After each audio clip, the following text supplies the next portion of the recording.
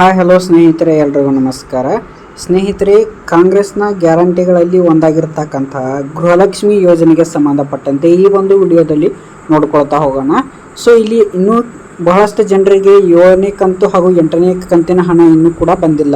ಹಾಗೂ ಅಲ್ಲದೆ ಇಲ್ಲಿ 9ನೇ ಕಂತಿನ ಹಣ ಯಾವಾಗ ಬರುತ್ತೆ ಅಂಥೇಳಿ ಈ ಒಂದು ವಿಡಿಯೋದಲ್ಲಿ ನೋಡ್ಕೊಳ್ತಾ ಹೋಗೋಣ. ಸೊ ಈ ಒಂದು ವಿಡಿಯೋನ ಸ್ಕಿಪ್ ಮಾಡದೆ ಪೂರ್ತಿಯಾಗಿ ನೋಡ್ತಾ ಹೋಗಿ ನಾನು ಅದರ ಬಗ್ಗೆ ಇನ್ಫಾರ್ಮೇಷನ್ನ ಕೊಡ್ತಾ ಹೋಗ್ತೇನೆ. ಸೊ ಇಲ್ಲಿ ಇನ್ನೂ ಬಹಳ ಜನಕ್ಕೆ ಇಲ್ಲಿ 7 ಹಾಗೂ 8ನೇ ಕಂತಿನ ಹಣ ಬಂದಿರೋದಿಲ್ಲ. ಅಂಥವರು ಏನು ಮಾಡಬೇಕು, ಹಾಗೂ ಇಲ್ಲಿ 9ನೇ ಕಂತಿನ ಹಣ ಯಾವಾಗ ಬರುತ್ತೆ ಅಂತೇಳಿ ಸಂಪೂರ್ಣವಾಗಿ ತಿಳಿಸ್ಕೊಡ್ತಾ ಹೋಗ್ತೇನೆ. ಸೊ ಇನ್ನೂ ಯಾರು ನಮ್ಮ ಯೂಟ್ಯೂಬ್ ಚಾನಲ್ಗೆ ಸಬ್ಸ್ಕ್ರೈಬ್ ಆಗಿಲ್ಲ, ಸಬ್ಸ್ಕ್ರೈಬ್ ಮಾಡಿ. ಹಾಗೂ ಮುಂದೆ ಇದೇ ರೀತಿಯಾಗಿರ್ತಕ್ಕಂಥ ವಿಡಿಯೋಗಳು ನಿಮಗೆ ತಲುಪ್ತವೆ.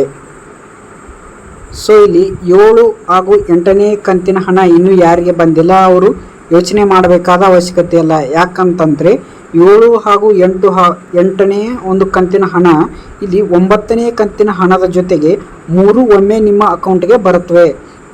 ಹೀಗಂತೇಳಿ ಇಲ್ಲಿ ಲಕ್ಷ್ಮೀ ಹೆಬ್ಬಾಳ್ಕರ್ ಅವರು ಹೇಳಿದ್ದಾರೆ. ಸೊ ಇಲ್ಲಿ ನೋಡಿ, ಯಾವ್ಯಾವ ಜಿಲ್ಲೆಯವರಿಗೆ ಯಾವಾಗ ದುಡ್ಡು ಬರುತ್ತೆ ಅಥವಾ 9ನೇ ಕಂತಿನ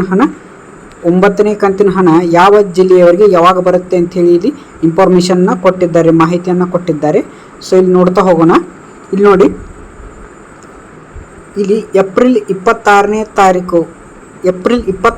ತಾರೀಕಿನ ಒಳಗಾಗಿ ಇಲ್ಲಿ ಉಡುಪಿ ಆಗಿರಬಹುದು, ಚಿಕ್ಕಮಗಳೂರು, ಹಾಸನ, ದಕ್ಷಿಣ ಕನ್ನಡ, ಚಿತ್ರದುರ್ಗ, ತುಮಕೂರು, ಮಂಡ್ಯ, ಮೈಸೂರು, ಚಾಮರಾಜನಗರ, ಬೆಂಗಳೂರು ಗ್ರಾಮಾಂತರ, ಬೆಂಗಳೂರು ಉತ್ತರ, ಬೆಂಗಳೂರು ಕೇಂದ್ರ ಹಾಗೂ ಬೆಂಗಳೂರು ದಕ್ಷಿಣ, ಚಿಕ್ಕಬಳ್ಳಾಪುರ ಮತ್ತು ಕೋಲಾರ ಈ ಒಂದು ಜಿಲ್ಲೆಯವರಿಗೆ ಇಲ್ಲಿ ಏಪ್ರಿಲ್ 26ನೇ ತಾರೀಕಿನ ಒಳಗಾಗಿ ಇಲ್ಲಿ ನಿಮಗೆ 7, 8 ಹಾಗೂ 9ನೇ ಒಂದು ಕಂತಿನ ಗೃಹಲಕ್ಷ್ಮಿ ಹಣ ಇವರ ಖಾತೆಗೆ ಬರುತ್ತೆ.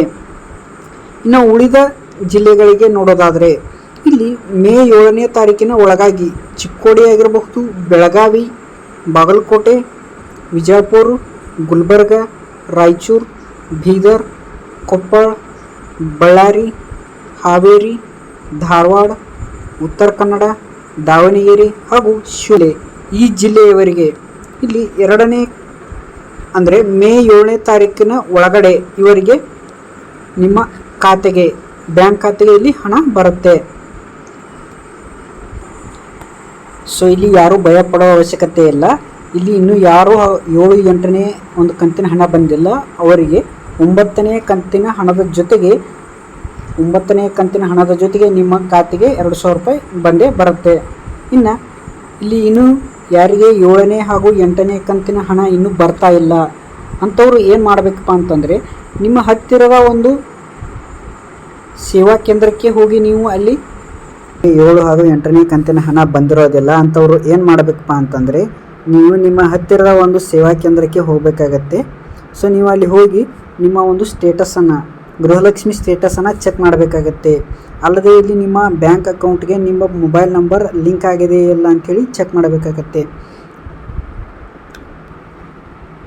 ಸೊ ಈ ರೀತಿಯಾಗಿ ನಿಮಗೆ ಒಂದು ಏನು ಪ್ರಾಬ್ಲಮ್ ಇದೆ ಅಂಥೇಳಿ ಗೊತ್ತಾಗತ್ತೆ. ಸೊ ನೀವು ಅದನ್ನು ಸಾಲ್ವ್ ಮಾಡ್ಕೋಬೇಕಾಗತ್ತೆ. ಸೊ ಈ ಒಂದು ವಿಡಿಯೋ ನಿಮಗೆ ಹೆಲ್ಪ್ಫುಲ್ ಆಗಿದ್ದರೆ ಲೈಕ್ ಮಾಡಿ, ಶೇರ್ ಮಾಡಿ ಹಾಗೂ ಸಬ್ಸ್ಕ್ರೈಬ್ ಆಗೋದನ್ನು ಮರೆಯಬೇಡಿ. ಜೈ ಹಿಂದ್.